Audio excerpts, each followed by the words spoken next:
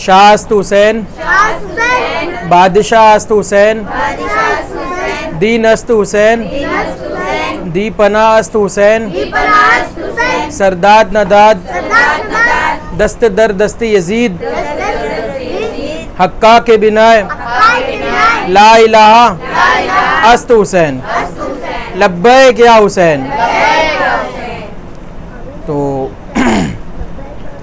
कल हम लोग ने देखा कि शहादत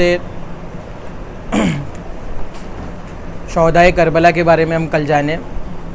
आज हमारा टॉपिक है हमारे शहज़ादे कासिम के ऊपर, जो मौला हसन के एकलौते बेटे थे करबला में। तो आज हम लोग जानेंगे कि उनकी शहादत का वाक़या कैसा था। तो ज़ोहर का वक्त था, सारे जाबाज शहीद हो चुके थे। उसके बाद शहज़ादे कासिम अपने चचा जान के पास आते हैं, कहते कि मौला मुझे भी इजाज़त दीजिए, मैं भी जाके मैदान में अपनी बहादुरी का सबूत दूंगा। तो मौला हुसैन कहते कि नहीं नहीं, वहाँ पे जो भी जाता है बेटा वो वापस नहीं आता। तू मेरे भाई की एकलौती औलाद है मेरे पास, मैं तुझे कैसे जाने दूँ। तो मौला कासिम काफ़ी उदास हो जाते हैं। तो उन्हें याद आता है कि उनके पास एक तावीज़ होती है, एक चिट्ठी होती है। मौला हसन जाते जाते एक चिट्ठी दे के जाते मौला कासिम को और कहते कि बेटा जिस दिन तू सबसे बड़ी तकलीफ़ में रहेगा, ज़िंदगी के सबसे बड़ी आजमाइश में रहेगा, उस दिन इस चिट्ठी को खोलना, ये चिट्ठी तुझे रास्ता दिखाएगी। तो उस दिन मौला कासिम करबला के मैदान में इस चिट्ठी को खोलते हैं और पढ़ते हैं, जिसमें ये लिखा होता है कि यकीनन तुम करबला के मैदान में हो, ठीक है, जाओ और अपने चाचा के साथ में अपनी जान का नजराना पेश करो। ये देखते ही हमारे मौला कासिम खुश हो जाते, दौड़ के जाते अपने चाचा के पास, कहते कि चाचा जान ये देखिए, ये बाबा की वसीयत, अब तो मुझे इजाज़त दे दीजिए। मौला हुसैन बहुत हिम्मत जुटाकर उन्हें इजाज़त देते जाने की। मौला कासिम जाते जाते चाचा जान से मिलते हैं। बहुत ही इमोशनल लम्हा था चाचा भतीजे के बीच में। मौला कासिम बोलते हैं कि बाबा की वसीयत थी, जिसमें ये लिखा है कि करबला में जाकर अपने चाचा से अपनी जान का नजराना दिखाना। मौला हुसैन बहुत दिल टूट जाता है कि मेरे भाई की एक ही निशानी थी मेरे पास, वो भी आज मुझसे जुदा हो जाएगा। मौला हुसैन रोते, आसमान की तरफ हाथ उठाते, कहते कि ए रब, ए मेरे खुदा, तू कहता था कि तू जुम्मा के दिन सबकी दुआओं को कबूल करता है, आज जुम्मा का दिन है।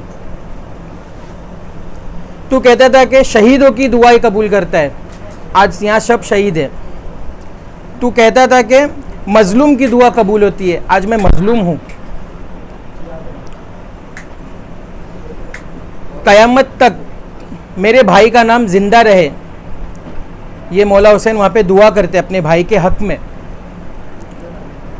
तो कुछ रिवायतों में आता है कि आसमान से आवाज़ आती है कि ये कासिम इब्ने हसन जो करबला में है, ठीक है, इसके बाद जितने भी इमाम आएंगे ये सब मौला हुसैन की पीढ़ी से चले गए, लेकिन जो हमारे आखिरी इमाम हैं जिनका नाम होगा मोहम्मद मेहंदी हसन, ठीक है, वो मौला हसन की पीढ़ी से हो गए। तो मौला हसन को थोड़ा सा सब्र आ जाता है, ठीक है। मौला कासिम जाते, आखिरी अलविदा कहते चाचा को, सहरा की तरफ बढ़ते, वही मंज़र वापस होता है। कुछ दूर जाने के बाद में धूल आ जाती है, कुछ दिखता नहीं है। थोड़ी ही देर के बाद में वहाँ से मौला कासिम की आवाज़ आती है कि चाचा मेरी खबर लीजिए, मैं तकलीफ़ में हूँ। मौला हुसैन दौड़ कर जाते,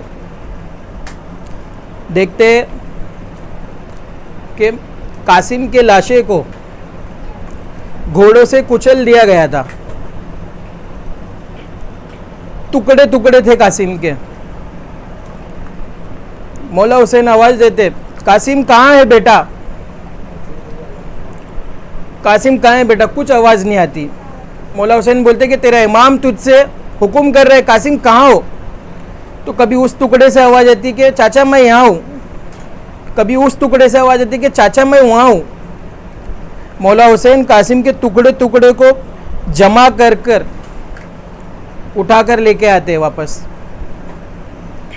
इस तरीके से हमारे शहजादे कासिम ने अपनी जान का नजराना अपने चाचा के कदमों में दिया, सबूत पेश किया कि जो लोग बोलते हैं कि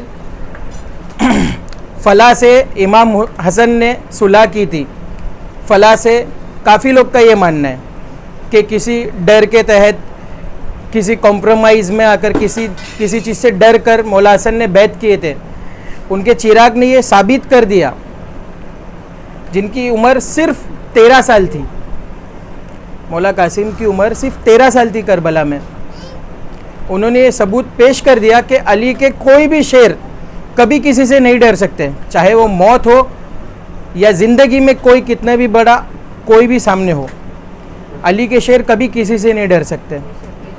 तो हम लोगों को भी इससे ये सीखने मिलता है कि हमेशा सच्चाई के साथ में खड़े रहिए, ठीक है, सच्चाई के साथ में खड़े रहिए। कभी ये नहीं सोचना है कि मेरी आने वाली नस्ल कैसे चलेगी, मेरी नस्ल चलेगी भी या नहीं, ये खुदा का वादा है। तुम सच के साथ में खड़े रहो, मैं तुम्हें चलाऊंगा, मैं रास्ता दिखाऊंगा, ठीक है। तो हमें हमेशा सही के साथ, हक के साथ रहना है।